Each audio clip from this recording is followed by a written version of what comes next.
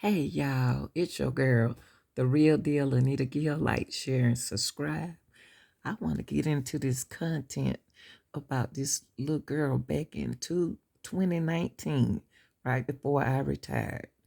Her name was Cupcake, and a jury found Patrick Stallworth guilty on all charges related to Mckinney disappearance after a 5-day trial in just over an hour of deliberation Friday.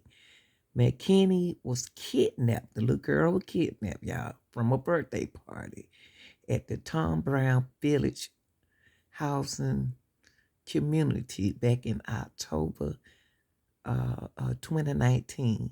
Her body was found 10 days later in a dumpster. Now, this man, I never will forget, kept saying they found her in his. Okay, somebody seen the little girl going in there. Here go Patrick. Y'all remember Patrick. I remember this case. And he said that little girl, they locked them up that day. Y'all remember Cupcake, little Cupcake, Kamille. And they finally got his butt. But let me let y'all hear the news right quick. I had to come in. We're Carvana. We've created a brand new way for you to sell your car.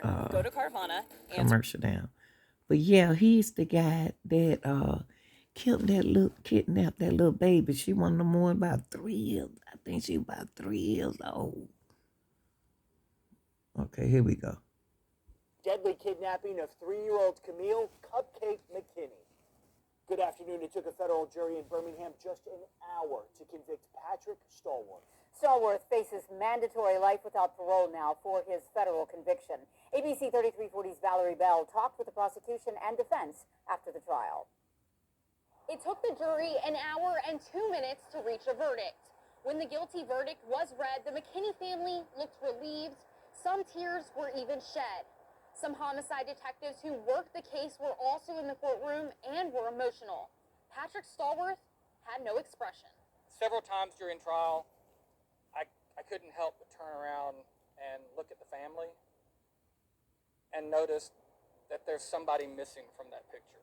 Kamille Cupcake Mckinney would be 6 now, in the first grade, with all of her dreams ahead of her. We can't do anything to bring her back to the family, but hopefully today we brought some justice. Over the 5-day trial, prosecutors had more than 20 witnesses and 100 pieces of evidence to prove their case to the jury. We gave our best shot. Says Patrick Stallworth's defense attorney, Derek Collins. People, felt like, doing something sexually to a young child is just the worst thing you can do, and it is. But, that was never proven. But people still hang on to that. Collins says there's still a fight through possible appeals or collateral process. He was a victim of Derek Brown. Brown's federal trial is scheduled for November. A jury will decide her fate then. For now, the Mckinney family tells ABC 3340 justice was served today. We all went and spoke to the family right afterwards, and seeing the expressions and the relief on their face, I wouldn't have to get a paycheck for anything that I've done on this case for that. That's the reward enough. Judge Scott Kugler says sentencing should happen within the next 120 days or so, maybe sooner. In Birmingham, Valerie Wow. Bell, ABC. Did y'all hear that? Let me take it back. This man was the one that killed that baby.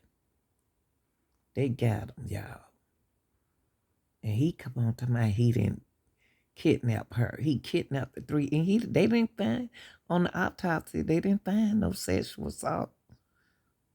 This him right here. They didn't find no sexual assault on him, on her body. That what the autopsy said in the toxicology report. But y'all remember this little Cupcake, and that was his girlfriend. And he did that to that baby. They stole the baby, y'all, from a party and drugged her up.